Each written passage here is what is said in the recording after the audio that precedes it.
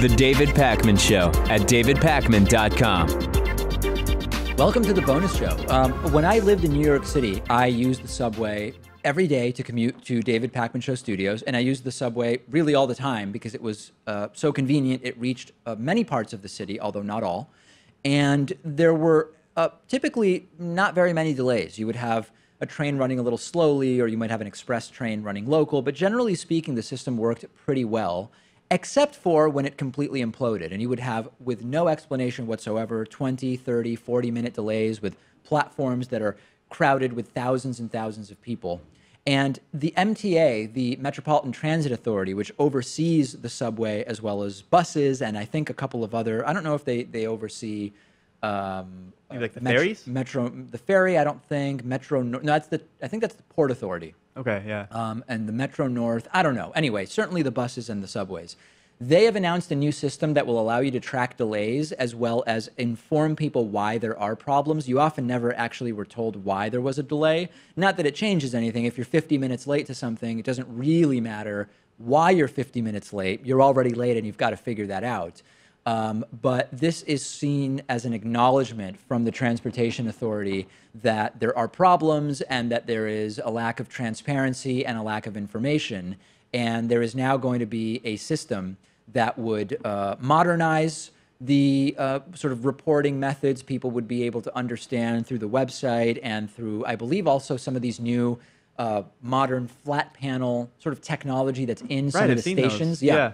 What's going on and sort of why it's going on. Now, as a rider, how much does it really change the experience to know why you're delayed? Does it make you feel better? I think it does. Like when I'm on an airplane and we pull away from the gate and then sit for 40 minutes and there's never really an explanation and then we take off, compared to when we are told by the pilot, listen, we have an issue with like the weight reporting for the plane. We're just trying to get some paperwork. It's out of our control. I do feel slightly better being told why we're delayed. Yeah, I think so, because then you may understand the reason why it could lead you to believe that it's only going to take a certain amount of time. That's true. So, for example, like if it's a disabled train, who knows how long that's going to take to get back on the tracks, right? But if there's, I don't know, some greater issue where... What would be a greater issue? Like somebody steps in front of a train and commits suicide tragically, which unfortunately does happen. Yeah, that's a pretty major delay. I think depending on the circumstance that arises, you could get a good sense of if it's going to be a 10-minute delay versus a 30-minute delay or an hour I guess delay. so. I guess it's slightly better to know why you're delayed. I don't know. Yeah. I guess, you know, I have two feelings about this. On the one hand, I think it's good that subway systems, especially when they're, you know, often so heavily subsidized and there's taxpayer money, et cetera, the public does have a right to know why it's functioning the way it's functioning. At the same time, would I rather them invest in a system to communicate why they're delayed or invest in systems to prevent delays from happening in the first place, given that there's a limited amount of money to contribute anyway? I really just think we have to move on to getting trackers on all of these trains, because then we'll know exactly when they're going to arrive to the station. Yeah. So maybe that could be like on your phone app and you can just time things a little bit better. Oh, like, I see. Around Boston, I moved to somewhere that's a little bit more urban. And I thought at first maybe I'd start taking the bus into work and going around to all these places. And then I realized, yes, they do have a schedule that these buses are supposed to run every 10 minutes. But sometimes you're waiting there for half an hour and then 3 buses show up. I mean, it's just not as reliable as you might think from checking the schedule. My understanding is that the Boston bus app does tell you the real time of how they're running, like that the buses actually have GPS. I don't know. I've not tested it.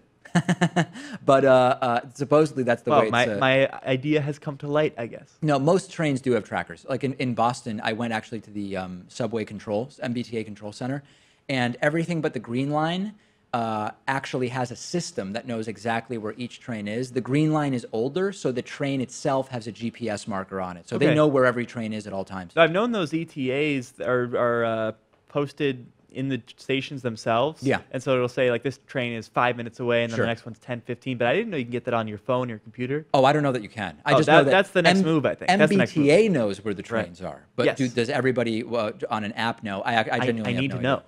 I think Google Maps has integration, and it tells you how the trains are running. Like, I'll look at my phone sometimes, and it'll say, the next Red Line train was scheduled for 4 minutes from now, but it's running 2 minutes late, so it will actually arrive 6 minutes from now or something like that. I think it's all integrated. I think it starts with... There's a fellow back home with a special... Oh, geez, Bill Cassidy popping up there. I think it starts with the schedule, though, and then maybe it adds in if there's any delays. I think you're right. Anyway, subway. I love it. I love the subway.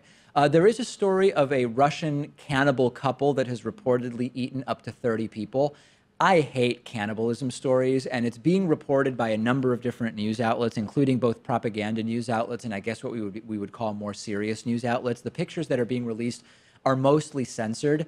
I just hate cannibalism stories. I find them to be so vile and disgusting, and it's about some couple, a couple in Russia that eats people. And listen, you're sick. You're sick, and you've got to. I don't know what needs to happen, but it's bad. I don't even know how to react to the story. Well, you hate cannibalism stories. I just hate cannibalism. Oh yeah, well I hate the cannibalism as well. There's a book I once read called Lucifer's Hammer. I believe it's by Larry Niven and I don't know if it's Niven and Purnell, or I might be wrong about that. It's a sci-fi book, sort of a disaster sci-fi book. And there's cannibalism in it. And I was close to skipping over those pages and parts of it. What's that movie, that prominent movie about cannibalism from like the 90s? I don't know. Like Hannibal Lecter is involved or something. Silence of the Lambs. Oh, that you would call that about cannibalism? I don't know. I haven't seen it. Oh, okay. Yeah, I mean, I think it's been a while. I don't know that I'd call it about cannibalism. But it's involved? I think there was some at least biting off of people's faces. Oh, that's just like a Mike Tyson fight then. Yeah, it's not really cannibalism. It's just boxing. No, I don't remember. I don't know if I would characterize it that way. But yeah, so anyway, there is still some cannibalism. There are actually, I don't know if I even really want to go into this, but there are small groups that we might call tribes still on this planet that include cannibalistic rituals in their sort of practices. Okay, so it's not even for survival. It's just I don't think ritual. so. I think it's ritualistic. Yeah. Yeah. Let's move on. I mean, this is not a good. It's a tough thing. It's a tough thing. Okay, Uber is not having a great few months. London moved to revoke Uber's operating license in London, and now Uber is having problems in New York. And New York City officials are considering regulating and sort of trying to control the ride-sharing industry. The city council earlier this week started to consider a 6-month study of Uber's impact on the traditional yellow cab business. Now, of course, the impact on yellow cabs has been negative. The value of these taxi medallions in New York City, there's a limited number of yellow cabs that can operate. And in order to operate, you have to have what's called a yellow cab medallion. Those can be resold. And the value of those medallions has decreased drastically because before, in order to enter the New York transportation world, you either needed to be registered as, like a sedan service through the Livery Commission, where you're not allowed to have people hail your vehicle for a ride. You can call ahead and get a sedan service. But if you want to just have people, pick people up, you need to have one of these medallions. So because there was a limited number, the price would be really, really high. Now, the criticism of that system was that it was sort of monopolistic and mafia-like because these were being controlled in a way that created pretty heavy-handed barriers to entry. The value of those medallions has dropped by 90% over the last 4 years because Uber and Lyft can just start operating. And of course, they can be differently regulated from one city to another. So we know what the study is going to turn up. The study is going to point out that not only have the values of the medallions dropped, but also that the traffic to the number of users of yellow cabs has also dropped. Nobody's going to be shocked by that. The question is going to be, what do you do about it policy-wise? Do you ban Uber altogether? If you do, what do you do about Lyft? Do you put in place some further licensing requirements, which there will be pushback against and called sort of oppressive levels of licensing requirement and regulation? I don't really know. And, I'm really split on this issue of the ride-sharing services because I hate the taxi cab mafia.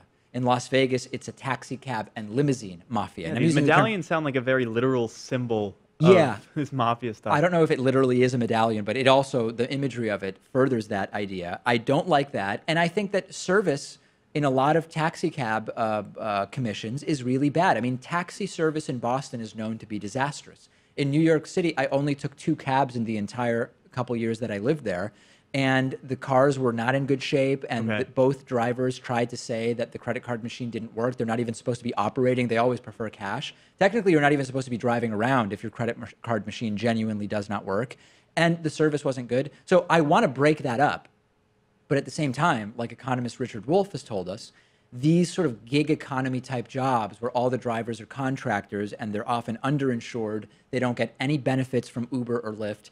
I also get how that's incredibly predatory and is taking advantage of people who are out there trying to make a living. So I really don't know where I come down on it. And fortunately, I use all of these services very infrequently. Well, I just feel like the ride-sharing stuff is the new technology that's going to take over, and maybe it deserves to because it's the newest and greatest idea.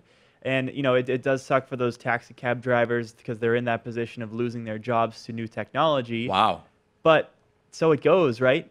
You say, so be it. You're So out be of a it. job. Maybe the taxi drivers at a certain point will say there's more money to be made if I start driving for Uber. I mean, yeah, then there's going to be a transition period. Obviously, it's not Yeah. overnight that this happens, but Uber and Lyft have been around for a few years now. That's Yeah. the transition that we're going to see, and it's going to continue to happen. Here's the problem I have with it. I always give my example of when you had cars starting, you had many people arguing we need to prevent the technology of cars from becoming mainstream because it's going to put all the horse buggy drivers out of jobs. And Right. of course, looking back at it now, we think, well, it would have been crazy to limit the technology of automobiles so that we could keep that antiquated technology, which would be drastically different. Or I've got one too, which is when the printing press came out in Same like thing. the 1600s, all the scribes were pissed off because Sure. they were out of a job. So I think that that is not the same as what we're seeing with Uber and Lyft because nobody's talking about restricting the technology. The technology exists and it's going to be here.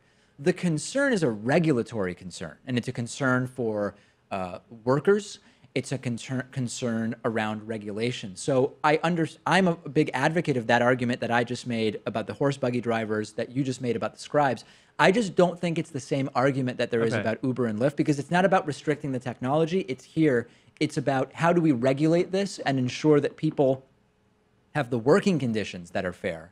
Okay. And I think it's a different and tougher question. I mean, I think still taxi drivers can survive, at least for the time being, even in places like New York City. Yeah, with less because- money.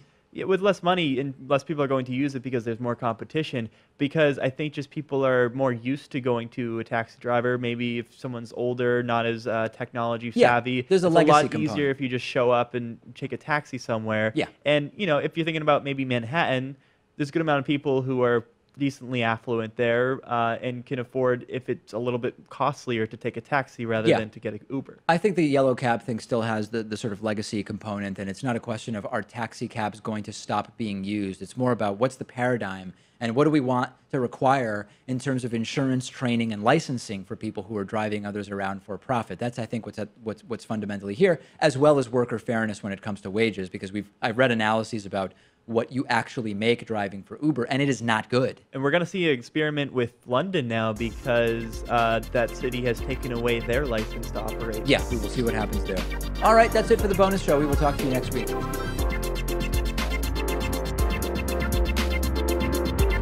The David Pakman Show at davidpakman.com.